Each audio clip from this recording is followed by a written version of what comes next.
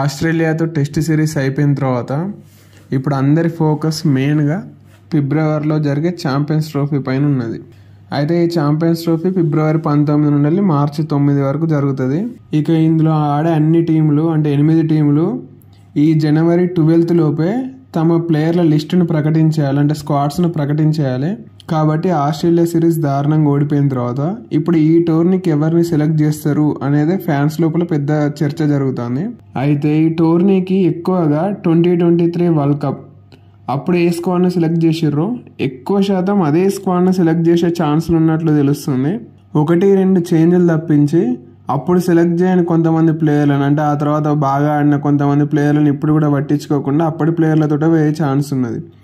వాళ్ళ లెవెల్లో మనం ఒకసారి చూసుకుంటూ పోతే ఈ టోర్నీకి రోహిత్ శర్మనే కెప్టెన్, అది ఫైనల్. హార్దిక్ పాండ్యా అనుకున్నారు, లేదంటే జస్ప్రీత్ బుమ్రా అన్నారు, కానీ రోహిత్ శర్మనే కెప్టెన్సీ ఈ టోర్నీకి.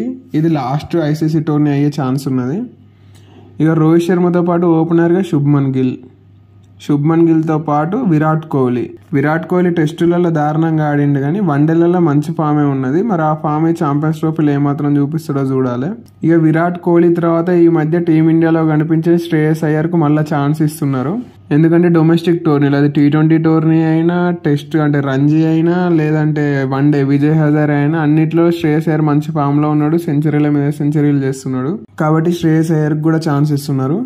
ఈ శ్రేయస్ అయ్యర్ తర్వాత ఇద్దరు వికెట్ కీపర్లు టీంలో. అప్పుడు 2023 వరల్డ్ కప్ సమయంలో రిషబ్ పంత్ లేడు కాబట్టి కేఎల్ రాహుల్ని వికెట్ కీపర్గా సెలెక్ట్ చేశారు. ఇప్పుడు కేఎల్ రాహుల్ బ్యాకప్ వికెట్ కీపర్గా పోతున్నాడు. మెయిన్ వికెట్ కీపర్గా రిషబ్ పంత్ని సెలెక్ట్ చేస్తున్నారు, కేఎల్ రాహుల్ని బ్యాకప్ వికెట్ కీపర్గా సెలెక్ట్ చేస్తున్నారు. ఇక ఆ తర్వాత ఆల్రౌండర్లలో చూసుకుంటే జడేజా ప్లేస్ ఎప్పుడైనా ఫిక్స్ ఉంటుంది.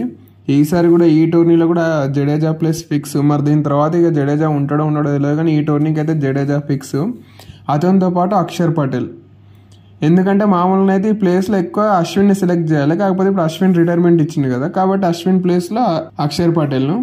అలాగే కుల్దీప్ యాదవ్ కూడా ఈ టోర్నీ తోటి మళ్ళీ టీమిండియాలోకి ఎంట్రీ ఇస్తున్నాడు.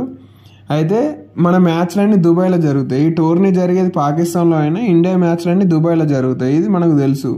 అయితే దుబాయ్ పిచ్లు ఎక్కువ స్పిన్కు అనుకూలిస్తాయి కాబట్టి ఎక్కువ మంది స్పిన్నర్లతో పోవాలని సెలెక్టర్లు అనుకుంటారు. అందుకే జడేజా, అక్షర్ పటేల్, కుల్దీప్ యాదవ్తో పాటు ఒకవేళ కన్సిడర్ చేస్తే, లేదంటే బ్యాకప్ స్పిన్నర్గా పెడితే రవి బిష్ణోయిని పెట్టే ఛాన్స్ ఉన్నది. ఇక పేస్ విషయానికి వస్తే జస్ప్రీత్ బుమ్రా, అందులో ఎటువంటి డౌట్ లేదు. బుమ్రాతో పాటు సిరాజ్. అయితే సిరాజ్ పైన కొన్ని డౌట్లు ఉన్నాయి, సిరాజ్ను సెలెక్ట్ చేస్తారో చెయ్యరో అనుకున్నారు, కానీ సిరాజ్ ఆస్ట్రేలియా టూర్లో కనిపించకపోయినా మంచి పర్ఫార్మెన్సే ఇచ్చిండు. కాబట్టి సిరాజ్ కూడా తన ప్లేస్ను పక్కా చేసుకున్నాడు. కాకపోతే అందరి డౌట్ షమి ఈ టోర్నీలో ఆడతారా ఎందుకంటే 2023 వరల్డ్ కప్ మనం ఫైనల్ దాకా పోయినామంటే షమి బౌలింగ్ కూడా ఒక కారణం. సూపర్ బౌలింగ్ వేసిండు, కాకపోతే ఆ టోర్నీ తర్వాత నుండి మళ్ళీ ఇండియాకి ఒక్క మ్యాచ్ కూడా ఆడలేదు. అయితే ఇప్పుడు మళ్ళీ రీఎంట్రీ ఇస్తాడా అనేది మనకు ఈ జనవరిలో ఇంగ్లాండ్ తోటి T20 వన్డే సిరీస్లు ఉన్నాయి. ఒకవేళ ఈ 2 సిరీస్లలో దేనికైనా సరే షమి సెలెక్ట్ అయిందంటే షమీని కన్సిడర్ చేస్తున్నారు అని మనం అనుకోవచ్చు.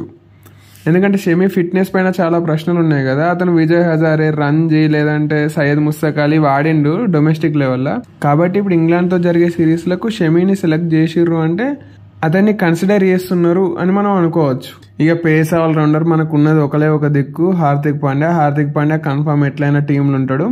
అయితే ఈసారి హార్దిక్ పాండ్యాకు బ్యాకప్గా ఇప్పుడు రెడీ అవుతున్నది ఎవరు? నితీష్ కుమార్ రెడ్డి. కాబట్టి నితీష్ కుమార్ రెడ్డి కూడా ఈ టోర్నీలో హార్దిక్ పాండ్యాకు బ్యాకప్ ఉండే ఛాన్స్ ఉన్నది. ఎందుకంటే ఓడిఐ వరల్డ్ కప్లో కూడా గిట్నే పాండ్యా వచ్చిండు, కాకపోతే మధ్యలోనే ఇంజురీ అయిపోయిండు. పాండ్యా కూడా మనకు పెద్ద మైనస్ అప్పుడు ఆ వరల్డ్ కప్లో.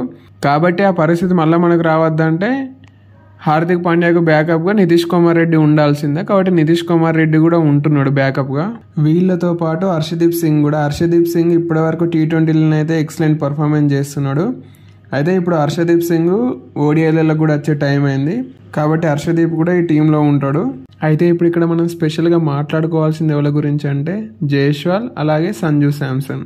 వీళ్ళిద్దరికి ఈసారి కూడా ఈ టోర్నీలో ఆడే ఛాన్స్ లేనట్టే కనిపిస్తుంది. 2024 T20 వరల్డ్ కప్లో వీళ్ళిద్దరు స్క్వాడ్లు ఉన్నారు, కాకపోతే జైస్వాల్ ఒక్క మ్యాచ్ కూడా ఆడలేదు, సంజు శాంసన్ కూడా ఒక్క మ్యాచ్ ఆడలేదు.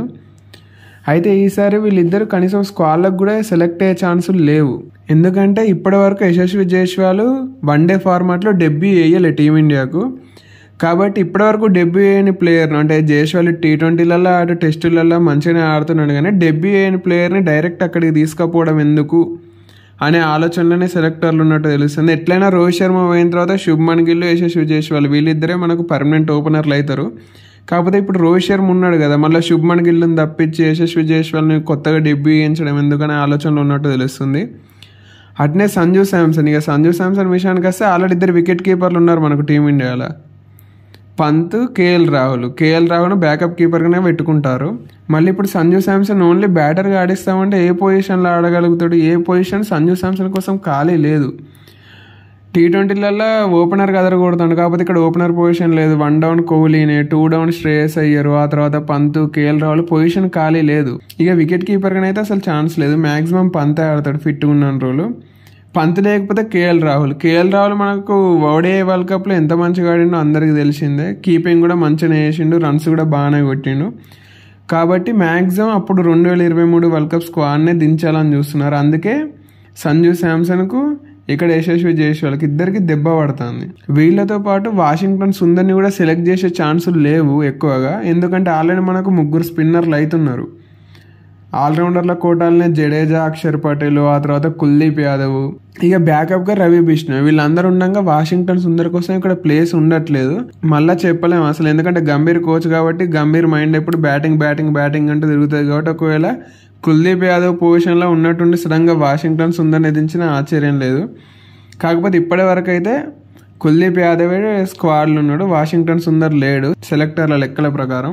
అయితే ఇప్పుడు మనకు ఇంగ్లాండ్తో జరగబోయే వన్డే సిరీస్కి ఎవరెవరిని సెలెక్ట్ చేస్తారో మ్యాక్సిమం వాళ్ళే ఛాంపియన్స్ ట్రోఫీలో కూడా ఆడే ఛాన్సులు ఉన్నాయి. కాబట్టి మనం ఛాంపియన్స్ ట్రోఫీ టీంను ప్రకటించడానికి 12th వరకు డేట్ ఉంది. కాబట్టి అంతకుముందే ఇంగ్లాండ్తో 5 T20లు 3 వన్డేలు ఆడడానికి స్క్వాడ్ వచ్చేస్తుంది. ఈ స్క్వాడ్ లెవెల్ ఉంటారో మ్యాక్సిమం వాళ్ళకే ఛాన్సులు ఉంటాయి. ఇంజురీలు లేదంటే మరీ దారుణమైన పర్ఫార్మెన్స్లు ఉంటాయి తప్పించి మ్యాక్సిమం వాళ్ళే దుబాయ్కి పోయి అక్కడ ఛాంపియన్స్ ట్రోఫీ ఆడతారు. అయితే ఇప్పటి వరకు అనుకుంటున్న టీం పేర్లు అన్నీ ఒకసారి క్లారిటీగా చూస్తే కెప్టెన్ రోహిత్ శర్మ, శుభ్మన్ గిల్, విరాట్ కోహ్లీ, శ్రేయస్ అయ్యర్, రిషబ్ పంత్, కేఎల్ రాహుల్, హార్దిక్ పాండ్యా, నితీష్ కుమార్ రెడ్డి, రవీంద్ర జడేజా, అక్షర్ పటేల్, ఆ తర్వాత వాషింగ్టన్ సుందర్, కుల్దీప్ యాదవ్, రవి బిష్ణోయ్, వీళ్ళ ముగ్గురిట్లో లోకలు. ఇక బూమ్రానే, ఆ తర్వాత సిరాజు, హర్షదీప్ సింగ్. ఒకవేళ ఈ ఇంగ్లాండ్ సిరీస్కు షమి సెలెక్ట్ అయితే షమి. వీళ్ళే ఇప్పటివరకు అయితే ఛాంపియన్స్ ట్రోఫీ ఆడబోయే మన టీము. ఇక లాస్ట్ మినిట్లో ఇందులో ఏమైనా మార్పులు చేర్పులు జరుగుతాయేమో చూడాలి.